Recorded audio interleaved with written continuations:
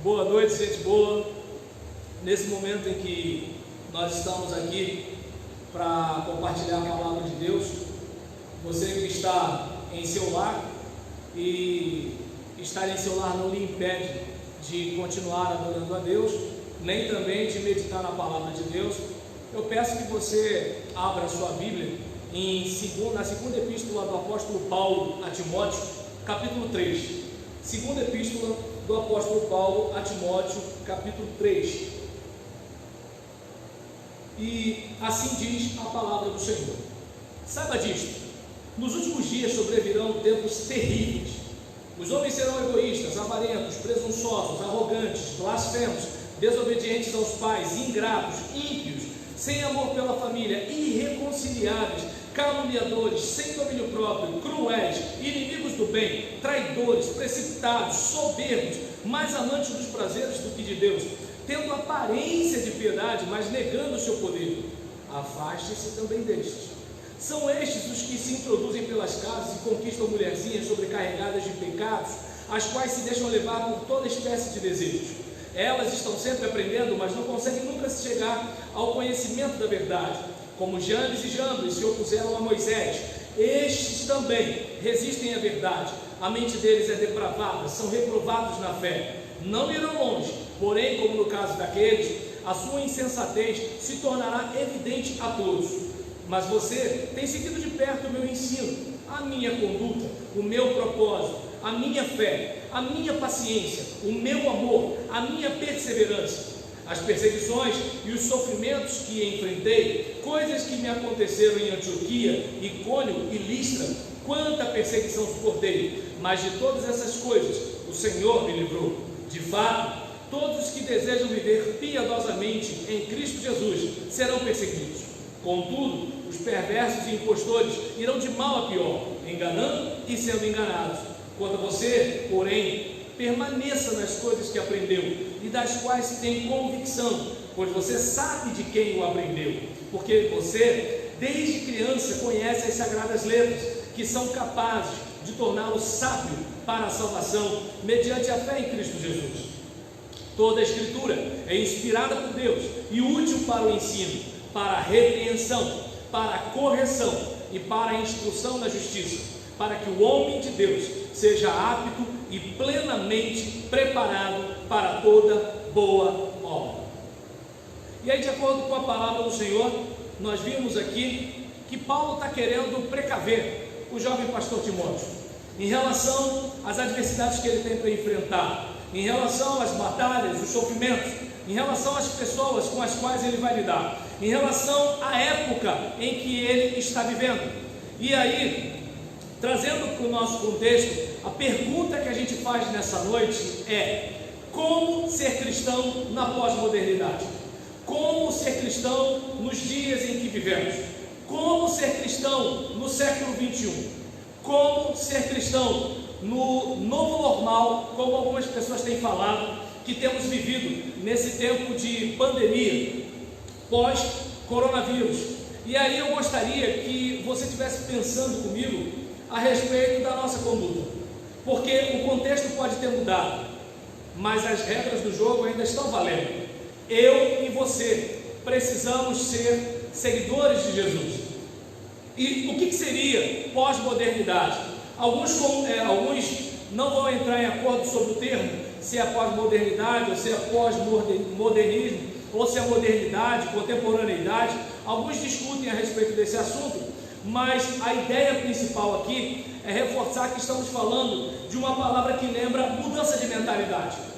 Uma mudança que começa na filosofia, a gente não percebeu, que se reflete nas artes, a gente também não percebeu, depois na música, pouco a pouco a gente foi percebendo, chegando ao homem comum na forma de cultura popular, e aí a gente já foi começando a perceber, mas já era um pouco tarde, né? Influenciando consequentemente a teologia, ou seja, aí até a leitura de Deus já começa a mudar, porque a cultura da pessoa começa a mudar também, e aí nisso, a compreensão de Deus e do seu relacionamento com o universo.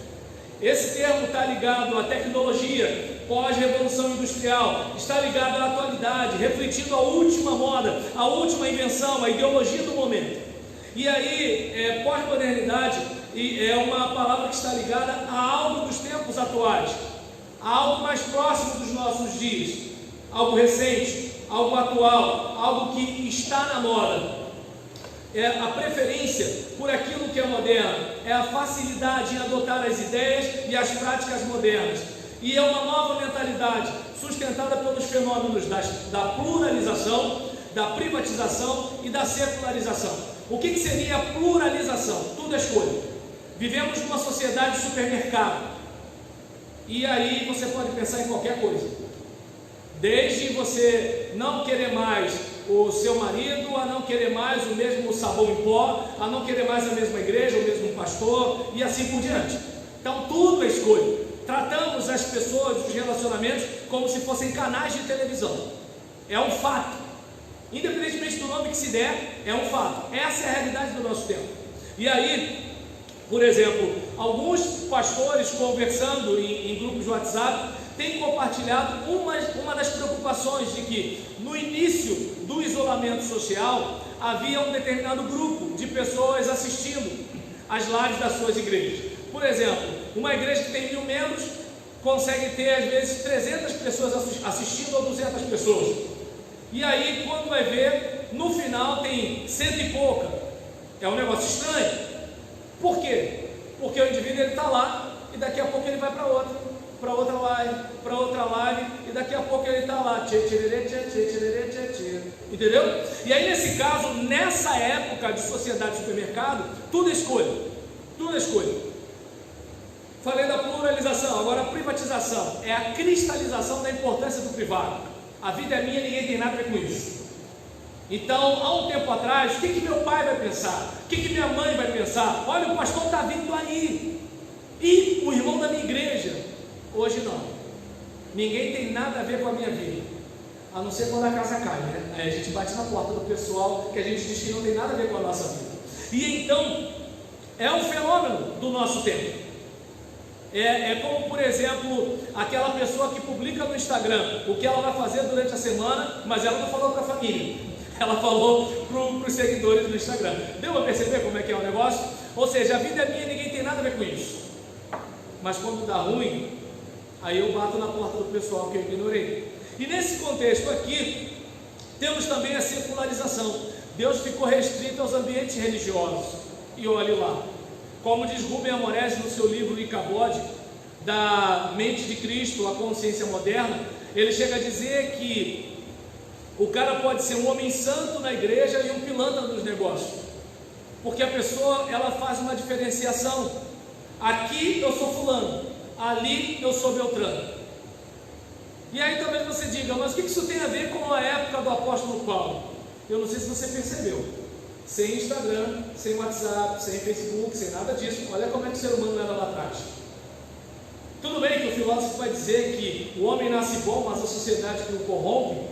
Mas como diz Hernandes Dias Lopes, não parece ser essa a realidade. Parece que o homem não é bom e ele corrompe o meio em que vive. E diante de uma situação como essa que a gente está vivendo, a gente percebe que não há diferença entre o nosso tempo e o tempo do pastor Timóteo. Não há diferença entre o nosso tempo e a igreja de Éfeso. Não há diferença entre o nosso tempo e a época de Paulo. A diferença é que, obviamente, Paulo era um líder cristão extremamente produtivo. Eu estava conversando com a minha esposa hoje, antes de vir para cá, dizendo isso. Imagine se Paulo tivesse as ferramentas tecnológicas que nós temos. Paulo não tinha nada. E olha quanta coisa Paulo fez. Olha quanta coisa nós, cristãos do século 21, temos. E olha o tipo de crente que nós somos. E olha o nível de propagação que nós fazemos do Evangelho. Então eu não sei se dá para perceber que a época, por mais que possa ser remota à nossa, mas a humanidade é a mesma. E quando Paulo fala dos últimos dias, não está falando necessariamente dos últimos dias do fim do mundo, mas dos últimos dias após o advento da vinda de Cristo, porque ali está falando de últimos dias a partir do início da criação. E então nós observamos que Paulo está deixando claro para Timóteo: olha, o tempo vai ser difícil, o tempo vai ser difícil, e ser cristão é ser um pequeno Cristo. Ser cristão não é ser membro de uma embora se reflita em ser membro de uma igreja. Mas ser cristão é o pequeno Cristo. E eu lembro muito de uma música que as crianças cantavam alguns anos atrás: minha pequena luz, vou deixar brilhar. Um palito de fósforo não vai iluminar com a mesma intensidade de uma lâmpada de 100, mas vai iluminar, e a escuridão não será a mesma com aquela luz daquela pequena chama. Então, ser cristão é ser um pequeno Cristo. E o que um pequeno Cristo faz? Ele não apenas se reúne nos eventos dominicais, ele não fica simplesmente pensando se a igreja está parada e tem que fazer alguma coisa para animar. Não! O pequeno Cristo, ele continua o que Cristo começou. O pequeno Cristo, ele dá continuidade ao que Jesus deu o pontapé inicial. O pequeno Cristo, ele não quer ser apenas boca de Deus, ele quer ser mãos e pés. Ele quer estar junto ao aflito e ao necessitado. Ele vai exortar a igreja, ele vai trazer esperança para a próxima geração, e ele vai denunciar os pecados comuns. Mas é claro, também vai pegar o caminho estreito, carregar a cruz, coroa de espinho, calúnia, difamação, sofrimento, e depois a glória. E então o pequeno Cristo, ele continua o que Cristo começou, através da igreja reunida ou distribuída, que a igreja se reúne, mas depois está lá o oficial das Forças Armadas, o juiz, o advogado, o camelô, a enfermeira, o cuidador de idosos. Ou seja, é Jesus se manifestando na sociedade. É isso que o pequeno Cristo faz. Ser cristão é ser um imitador de Jesus, através do discipulado, do cuidado mútuo, da adoração a Deus, de ensino e de culto comunitário, de companheirismo fraterno e de anunciação do presente da vida eterna. Eu não sei se dá para você perceber, mas um dos maiores problemas que temos hoje não é coronavírus, não é esquerda, não é direita, não é Bolsonaro, não é Lula. Esse não é o problema da gente. O problema da gente é a ausência de Deus na vida humana. Esse é o problema. Porque quem conhece um pouco a história do Covid-19 vai lembrar de um médico oftalmologista lá atrás, que tentou alertar, mas somos seres humanos, e por motivos que eu não faço a mínima ideia, a informação não chegou a tempo.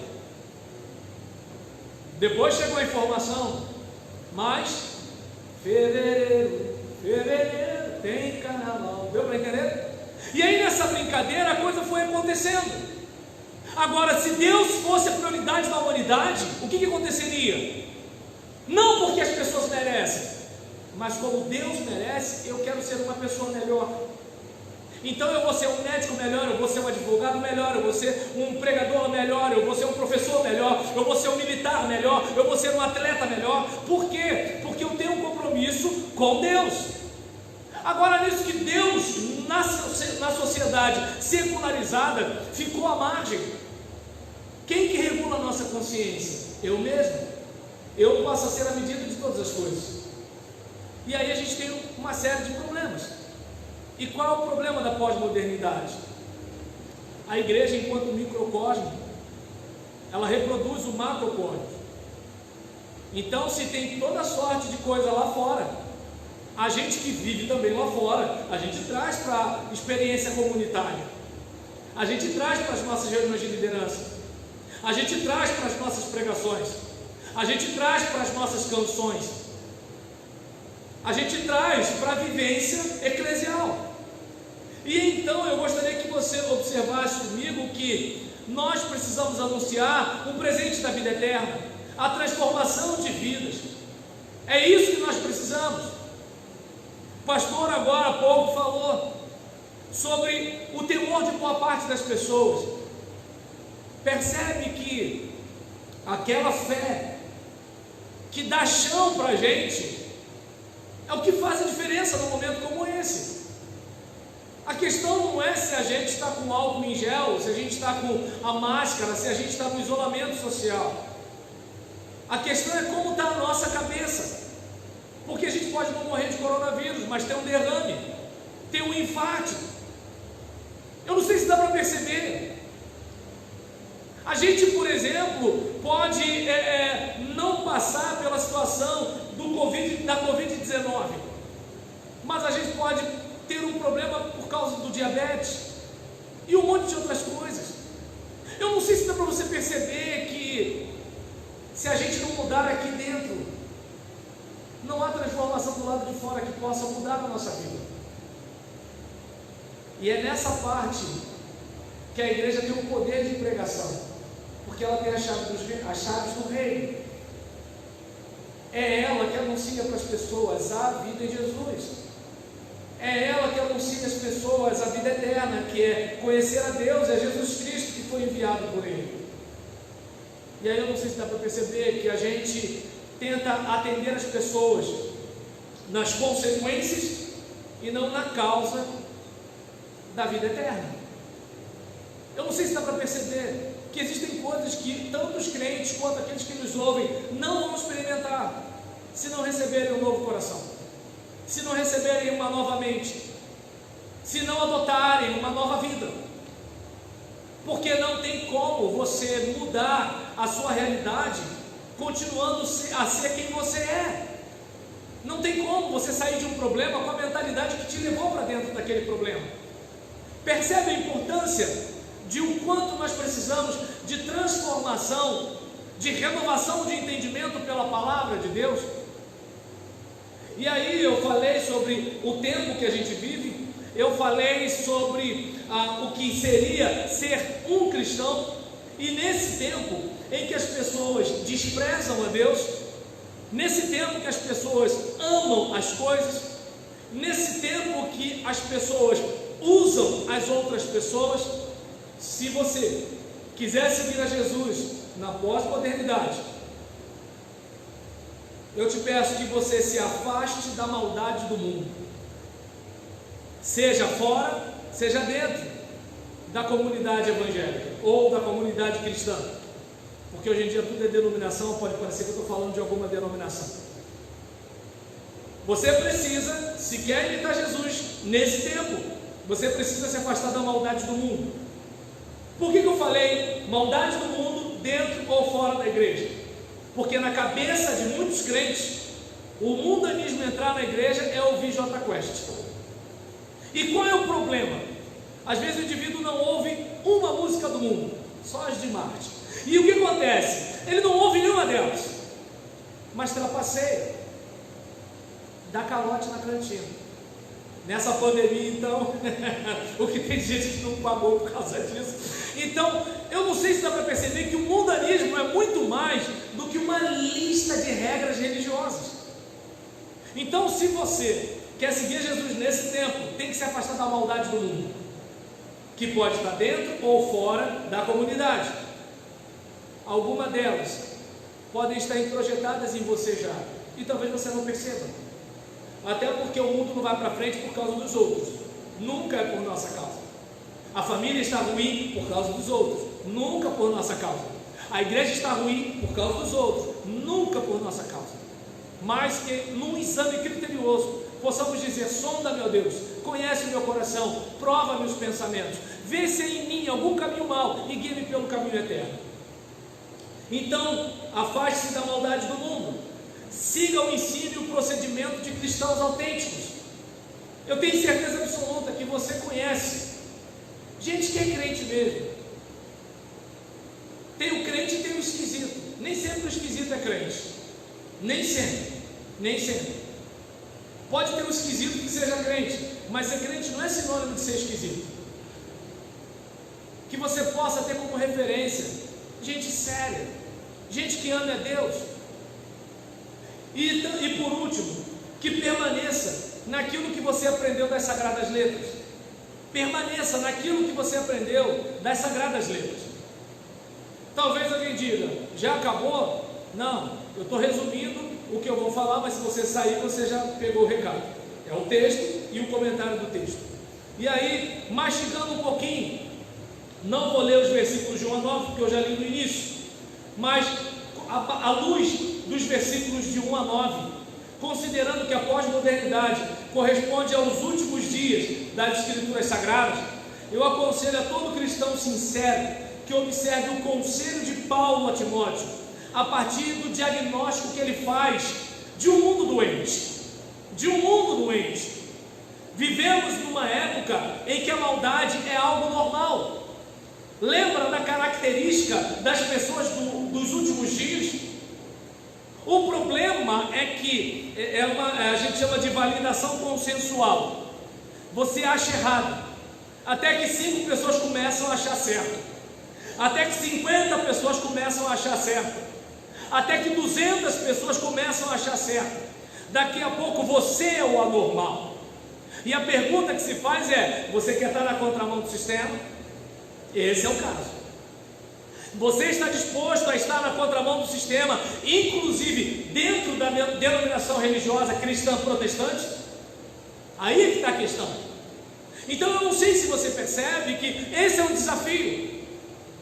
Aí talvez alguém diga: mas espera aí, pastor, você está me propondo a ter uma vida de mais desconforto? Eu não sei se dá para perceber.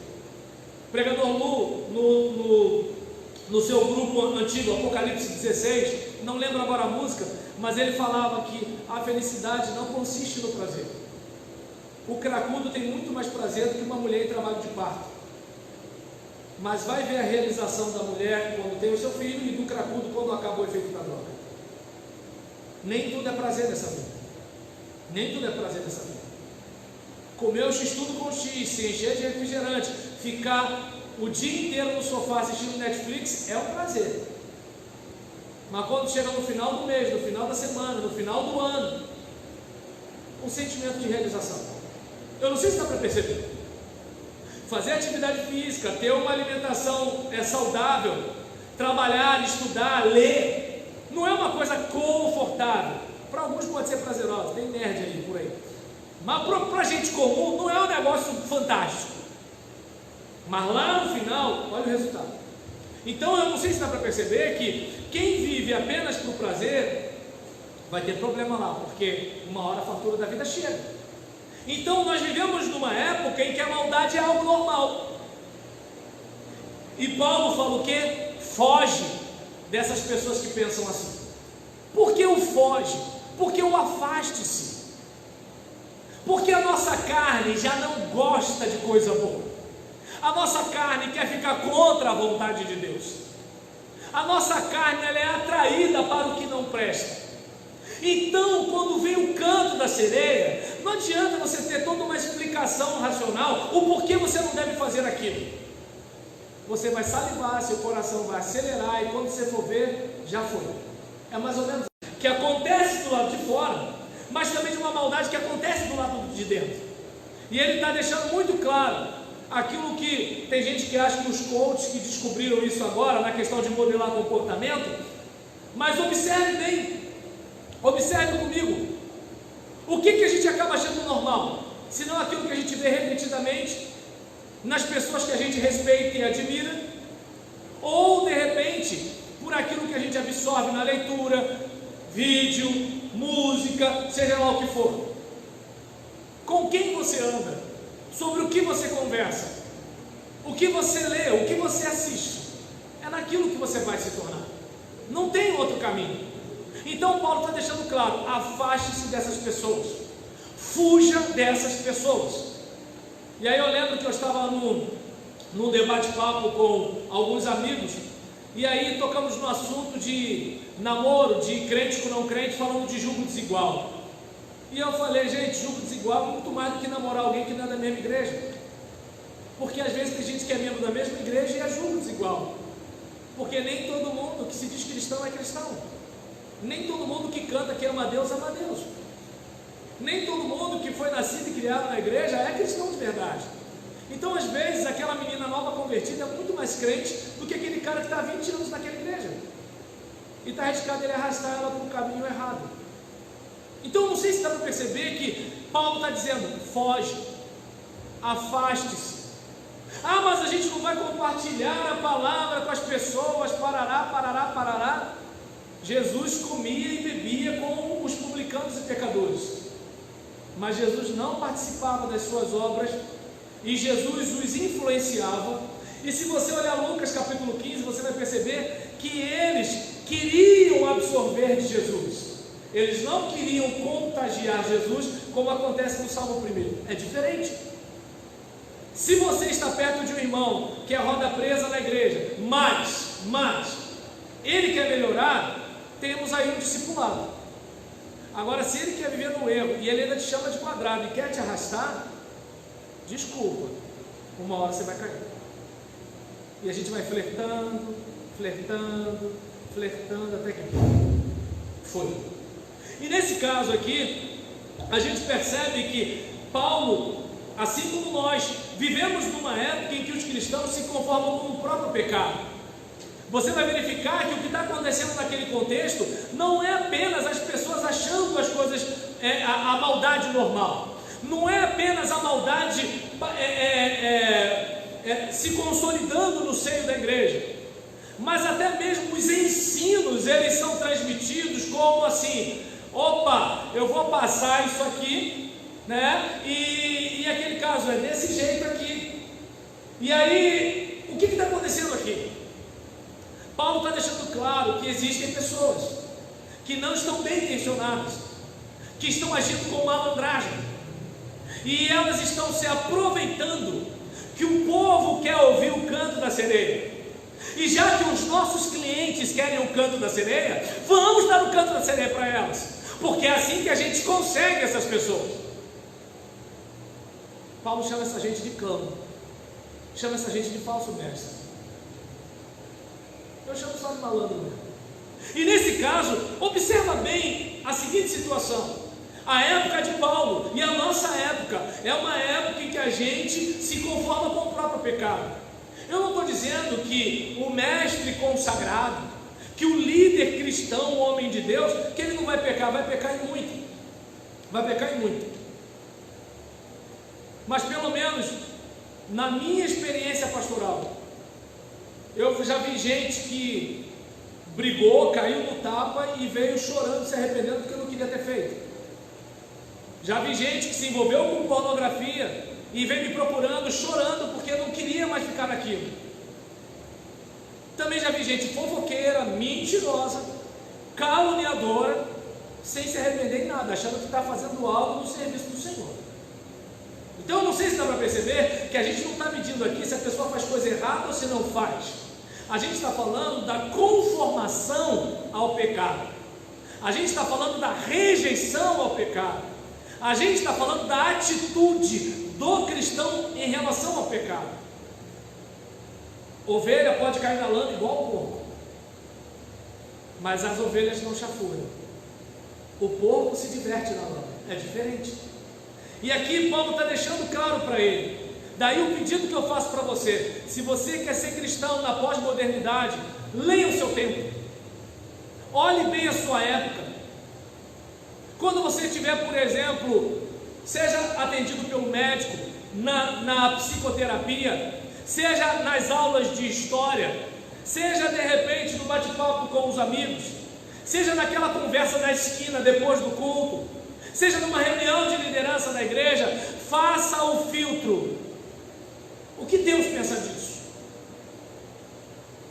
Como eu imito Jesus nesse contexto aqui? Isso que eu estou falando, ou isso com que eu estou concordando, está debaixo da legislação do reino de Deus? Eu não estou dizendo que você vai acertar sempre, mas que pelo menos haja consciência do erro. Porque uma das coisas que ajuda o alcoólatra a sair do vício é a consciência, é assumir-se alcoólatra. Agora, o cara que diz que bebe socialmente de segunda a sexta, da manhã à noite, no verão para refrescar, no inverno para esquentar, esse aí não vai sair nunca. Por isso que existem pessoas, como Paulo fala, desses camaradas que vão à casa das mulherinhas sobrecarregadas de pecado, que elas estudam, mas nunca chegam ao conhecimento da verdade. Por quê? Porque a gente vai para a escola bíblica, mas não absorve. A gente ouve a pregação, mas não absorve. A gente canta o louvor, mas não absorve. Ou você já ouviu algum louvor dizendo que é para você falar mal do seu irmão? Já ouviu algum louvor falando que é para você ser rebelde aos seus líderes? Já ouviu algum louvor falando alguma coisa para orientar a gente no pecado? Ou seja, a gente está ali, estudando, mas nunca aprende, nunca muda. Imagina se você entra no ônibus de um motorista que estudou e nunca aprendeu. Imagina você ser operado por um médico que estudou e nunca aprendeu. Assim é o mundo doente, tratado por um cristão que estuda e nunca aprende. Então eu não sei se dá para você raciocinar comigo que você precisa ler o seu tempo e observar bem. Opa, esse discurso aqui não tem nada a ver com a Bíblia. Você vai ouvir e vai respeitar. Você não vai bater boca com o seu professor de filosofia. Você não vai discutir religião com o seu médico. Mas você filtrou e você sabe, isso não é para mim. Isso não é para mim. Como eu lembro de uma vez, conversando com um obreiro, e ele falando, nem tudo na igreja a gente pode resolver espiritualmente, porque senão não dá certo. E aí eu, como é que é? Claro que ele disse.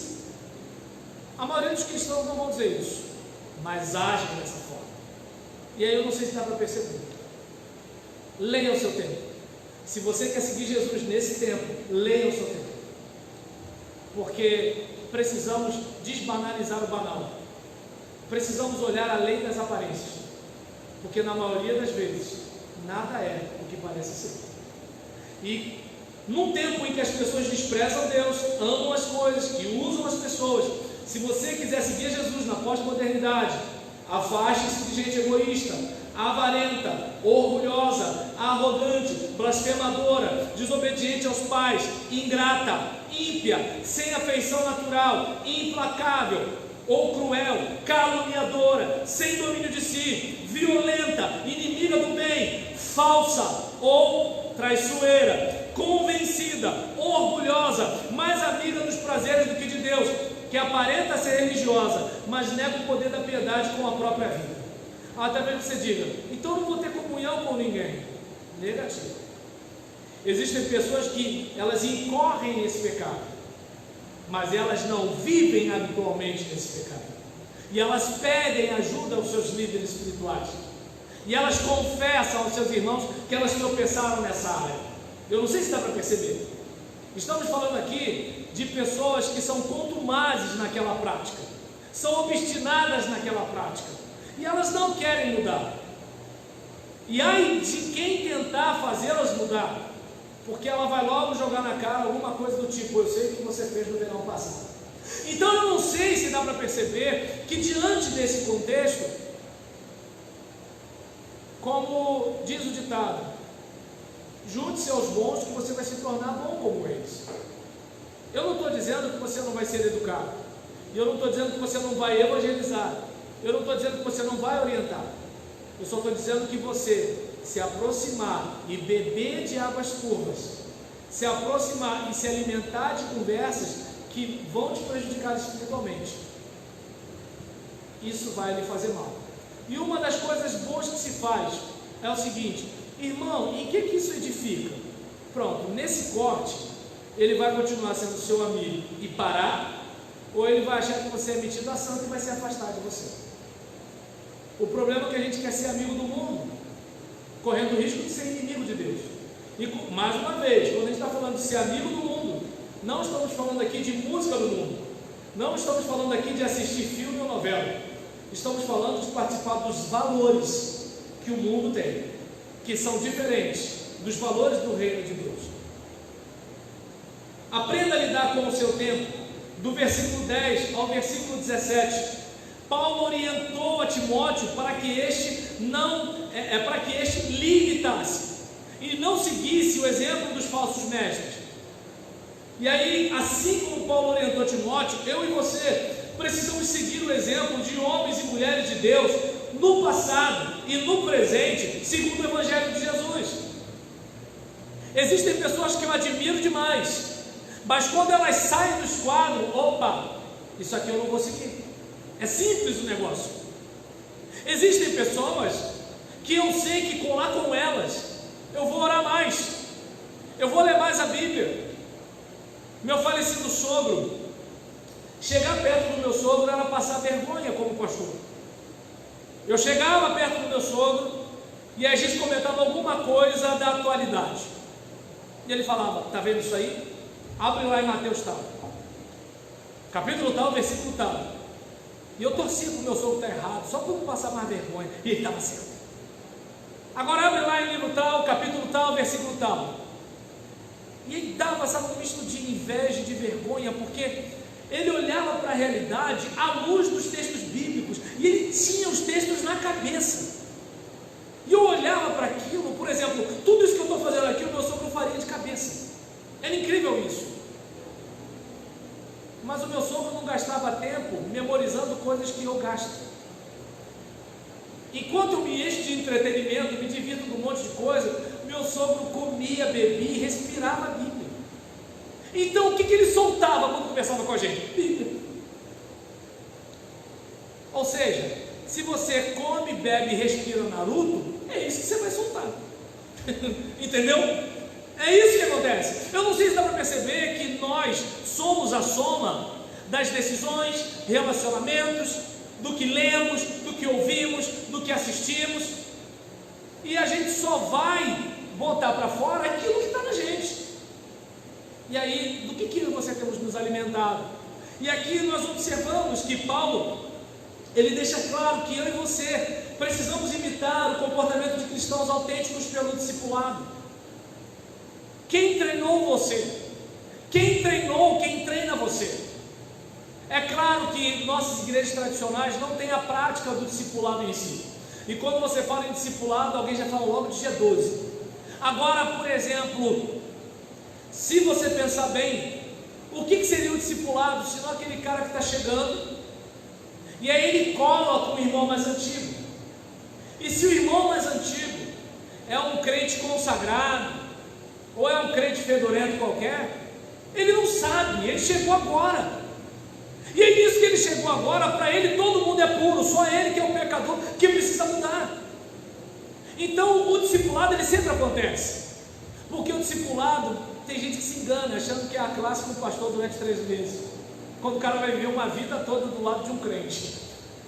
Tem gente que pensa que o discipulado tem a ver com o que o pastor está ali pregando. O discipulado é vida na vida, é ali junto, no dia a dia. É enquanto o pastor está pregando e a pessoa fala assim: está vendo isso que ele está falando ali agora? Isso que ele está falando aí está indireto para você. Entende como é que é o negócio? É assim que a coisa acontece. E aí Paulo está deixando claro: olha o meu ensino, olha a minha vivência, olha o que eu já passei, olha a minha fé, olha para mim. Tem uns crentes hoje que ficam assim: olha para Jesus, não olha para mim não. A Bíblia fala que é para olhar para Jesus como autor e consumador da nossa fé. Mas na prática dessa fé, no dia a dia, Paulo fala: sede, pois, meus imitadores. Mas Paulo era Paulo. Paulo era gente igual a você. A Escritura é inspirada. O autor é ser humano, pecador como todo mundo. E aí nós olhamos para cá e verificamos que num tempo em que as pessoas desprezam Deus, amam as coisas e usam as pessoas, se você quiser seguir a Jesus na pós-modernidade, siga o ensino e o procedimento de cristãos autênticos.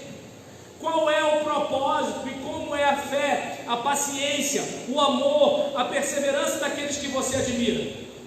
Eu admiro muito o irmão fulano de tal, mas ele crê em quê? Como é que é a paciência desse cara? Qual é o amor que ele tem pelas pessoas? É só pelo fechamento dele? É amor só pelo pessoal da prateleira de cima? Igreja não deveria ter isso. Qual é o amor desse cara? É o amor pelo pessoal que dá presente caro para os noivos quando vão se casar? Qual é o amor desse cara? Porque dependendo de quem esse cara é, não dá para você pegar o exemplo dele, senão você vai se tornar um cristão diferente do que Jesus queria. Então, como é que é a fé dele? É uma fé que quando não tem pandemia ele é super crente? É uma fé que quando não tem dinheiro no bolso ele é super crente? É uma fé que quando a igreja está em calmaria, velocidade cruzeiro e céu de brigadeiro, ele é um super crente? Mas que quando vem a crise ele é o primeiro a murmurar? Ele é o primeiro a entrar no jogo psicológico de poder? Qual é a fé da pessoa que você admira? Faça essa análise, porque senão pode um cego guiar outro cego. E se você não se tornar parecido com Jesus, como você vai mostrar a luz do mundo para as pessoas? Como é que é a perseverança daqueles que você admira? gente está firme na igreja quando está tudo bem, quando está tudo mal a gente começa a sumir da igreja. É assim. É bom ressaltar que aquele que seguir cristãos autênticos vai atrair perseguições e passar por sofrimento. Já viu aquela pessoa que descola de você quando todo mundo começa a malhar você? A coisa é desse jeito. Se você, por exemplo, está ali seguindo Jesus, quem persegue Jesus vai te perseguir. Pedro fala o que para Jesus? Eu estou contigo até o final, Jesus, ó, estamos juntos. Quando Pedro vê Jesus tomando a coça, eu nunca vi mais gordo.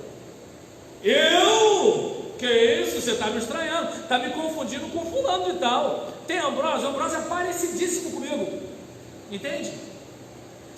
Não sei se dá para perceber, na cruz só cabe um filho. Se você quer seguir Jesus, prepare-se. Vão surgir momentos em que você vai ficar em situações desconfortáveis. Aconteceu com Jesus. Quem pensa em igreja só como um clubezinho não vai entender isso que eu estou dizendo. Mas quem pensa em igreja como a comunidade do reino de Deus está entendendo o que eu estou falando. E então é importante você observar que mesmo diante dos sofrimentos pelos quais Paulo passou, você também vai poder contar com os livramentos do Senhor, porque o mesmo Deus que permite a gente passar por adversidade é o Deus que cuida de nós de modo sobrenatural, e a gente não consegue entender como é que pode Deus livrar a gente desse jeito. Como é que pode? Perto do fim, no versículo 14, a gente vê que Paulo está recomendando a Timóteo que permaneça. Ou seja, eu e você precisamos nos tornar sábios a partir dos ensinamentos das Escrituras. Eu e você precisamos permanecer nas Escrituras. Eu e você precisamos estar enraizados. A Bíblia diz que aquele que vai bem, aquele que é feliz, aquele que é bem sucedido, bem-aventurado, é aquele que não anda segundo o conselho dos ímpios, não se detém no caminho dos pecadores, não se assenta à roda dos escarnecedores. Antes, o seu prazer está na lei do Senhor, e na sua lei medita de dia e de noite. Diz a Bíblia que essa pessoa, ela é como uma árvore plantada junto a ribeiro de águas. Imagina, que árvore você quer ser? Uma árvore plantada junto ao rio de águas limpas, cristalinas? Ou você quer ser uma árvore plantada numa terra seca? Eu não sei se dá para perceber. Se você permanecer na palavra, e a palavra permanecer em você, as respostas à sua oração serão respostas efetivas. E diz aí o texto do Salmo, que tudo aquilo que essa pessoa faz, prospera. Deus abençoa. Não é uma bênção sem tribulações. Eu volto a bater na tecla de João Batista, de Elias, Jeremias, homens dos quais o mundo não era digno. Quem olhasse para eles era um bando de fracassado e derrotado. Não tinham onde ficar. Apanhava, era preso, era maltratado, era perseguido, não usava boas roupas, não tinha um bom status, tinha pouca curtida no Facebook, mas os anjos conheciam o endereço daqueles caras. Deus estava ali cuidando deles. Ainda que eu ande por um vale sombrio e mortal, não temerei mal algum, porque tu estás comigo. A questão não é a ausência de problemas, mas é a presença de Deus na nossa vida. O que é mais importante para mim não é se eu vou sobreviver à pandemia ou não. Talvez alguém diga, mas o pastor é pessimista, ele está pensando em morrer. Não, a ideia não é essa. A ideia é que eu sei que do outro lado, Deus está me esperando. E enquanto eu não chegar lá do outro lado, Ele vai usar a minha vida. E quando Ele falar que eu posso ir, é porque eu fiz o que eu tinha que fazer. Aí que está a questão. Porque o que está em jogo não é quanto tempo de vida eu tenho, mas a qualidade da vida que eu vivo. E essa qualidade não está relacionada a quanto eu tenho, não está relacionada à minha popularidade, mas essa qualidade está relacionada ao sentimento de cumprimento de dever. É isso que é importante para a gente pensar. O que adianta ter tanto dinheiro no bolso e não conseguir se olhar no espelho? O que adianta? O que adianta ser popular e saber que você é popular, né? Fingindo que não está vendo a injustiça, fingindo que não está vendo a maldade? Não adianta. Entende como é que a vida plena ela é muito mais do que o mercado propõe para a gente? O mercado propõe felicidade. Sabe por quê? Porque ele quer vender produto. É que talvez você não perceba isso. O que o mercado faz? Ele provoca uma dor em você. Provoca uma dor em você. Eu não vou entrar no mérito do coronavírus, que a gente escuta todo dia na televisão. Mas tem gente lucrando com isso. Tem gente tendo audiência com isso. Tem gente ganhando dinheiro com isso. Eu não sei se dá para você perceber. Quando você vê a propaganda do carro, o trânsito está livre. Você não percebe, mas é como se você estivesse comprando aquele prazer. Aí tu vai e compra o carro. Aí tu vai para o Brasil. Ô água, ô água. Aí o cara vem limpar o seu para-brisa e tu fala assim, não. Aí o cara, pum, já dá logo um soco ali para tu ficar esperto. E isso a propaganda não mostra. Entende como é que é o negócio? E então, o cronômetro está dizendo para mim que é para eu parar. Em relação a isso, permaneça na palavra do Senhor. Como quem está enraizado. O vento vem, a chuva vem, os rios transbordam. Mas se você está firmado na rocha, a adversidade virá, mas a adversidade não vai levar você, porque você está sustentado na poderosa palavra de Deus. E aí, eu e você precisamos nos tornar sábios nos ensinamentos das Escrituras. Precisamos ensinar, repreender, corrigir, instruir com as Sagradas Escrituras. Precisamos nos preparar continuamente para dar continuidade ao que Jesus começou. Versículo 16 e 17. Então, meu irmão, num tempo em que as pessoas desprezam Deus, amam as coisas e usam as pessoas, se você quiser seguir a Jesus na pós-modernidade, permaneça naquilo que aprendeu das Sagradas Letras, que podem torná-lo sábio para a salvação pela fé em Cristo Jesus. A Bíblia não foi escrita para a gente ficar cabeção e inteligente. A Bíblia foi escrita para a gente aprender sobre essa salvação, que vai se consumar na eternidade. Mas de alguma forma a nossa vida eterna começa aqui. E a vida eterna é conhecer Deus, a vida eterna é conhecer Jesus, a vida eterna é ter alegria nos momentos difíceis, é ter paz interior, é ter paciência no sofrimento, é ter uma bondade verdadeira no coração, uma fé que modifica qualquer situação. E se não modificar a situação, pode modificar o nosso próprio comportamento para a glória de Deus. Como diz a Eixa numa música que ela compôs quando seu filho morreu: se o milagre não acontecer, o milagre sou eu. Isso é a fé cristã. É muito mais do que uma lista do que pode ou não pode fazer. Mas você percebe que às vezes nem os cristãos vivem isso que a Bíblia está dizendo que é para a gente viver. Aí a gente fica no mesmo desespero do mundo, a gente fica na mesma aflição do mundo. E eu não estou dizendo que a gente não vai pecar, a gente vai pecar. Mas quando a gente está cheio disso, o pecado não tem a mesma graça. Porque vai vir na nossa mente os versículos, os textos, a pregação, o conselho, o discipulado, o louvor, um monte de coisa. Entende? Então eu não sei se dá para perceber que eu e você precisamos ser sábios para a salvação. Porque toda a Escritura soprada por Deus, ela pode prepará-lo para imitar Jesus nesse tempo com maturidade. Seja lhe ensinando como viver, seja condenando o seu erro, seja corrigindo quando você se desviar, seja demonstrando como superar os obstáculos que lhe atrapalham de chegar à maturidade cristã. Eu não sei se dá para você perceber, a Bíblia serve para isso. E aí, fechando, se realmente quisermos seguir a Jesus nestes últimos dias, precisamos ler o nosso tempo, a fim de aprendermos a lidar com essa nova era, imitando o comportamento de cristãos autênticos, aprendendo e ensinando a Bíblia, a sós e em comunidade. E se for preciso, que sejamos humildes para aceitar a repreensão, a correção e a instrução na justiça divina revelada nas Escrituras, para que sejamos como pequenos cristos, iluminando esse tempo tenebroso como luz do mundo. Eu quero orar por você, e eu gostaria que você nesse instante estivesse colocando diante de Deus isso que eu estou falando aqui.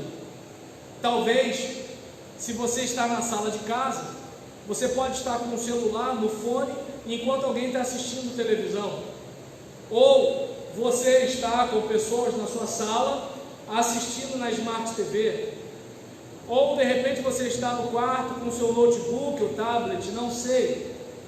Mas independentemente da realidade, se você está no Uber, e está ouvindo a mensagem nessa hora, não sei qual é a sua realidade, mas eu sei que você pode estar nesse instante conectado com Deus, em oração, e falando com Ele, que quer ser semelhante a Jesus, que quer ser parecido com Jesus, que quer demonstrar a esse mundo como as pessoas poderiam ter paz nesse momento de tanto caos.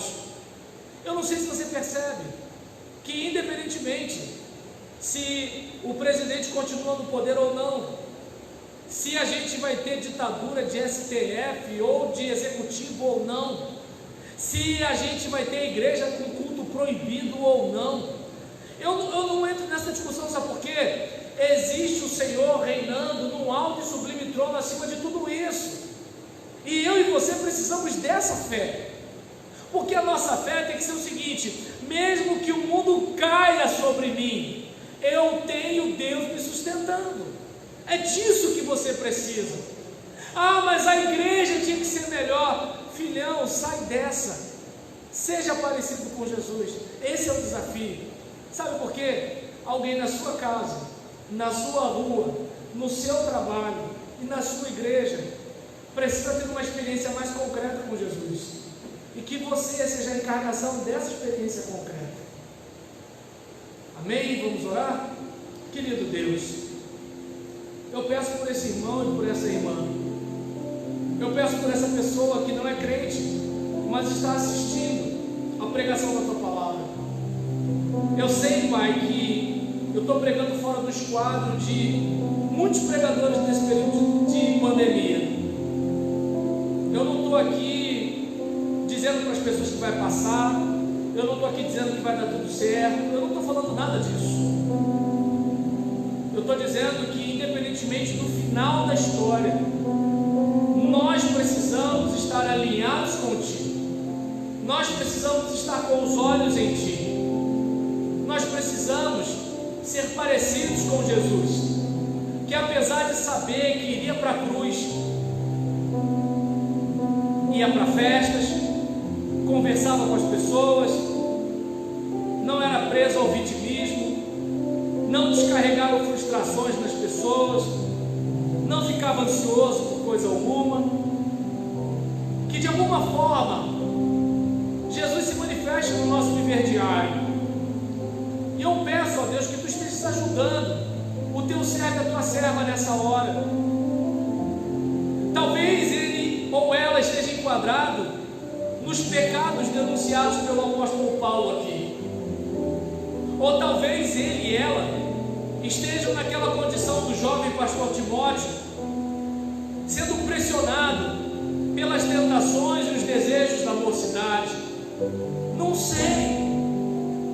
Ou de repente essa pessoa que está ouvindo a pregação, ela esteja olhando para esse quadro todo e ela pense: mas eu queria ter essa fé que o pastor Alberto está dizendo que a gente pode ter, mas parece tão difícil para mim. Eu não sei, Pai, qual é a situação de cada um que me ouve agora, e eu não vou me atrever a prometer o que a Tua palavra não promete.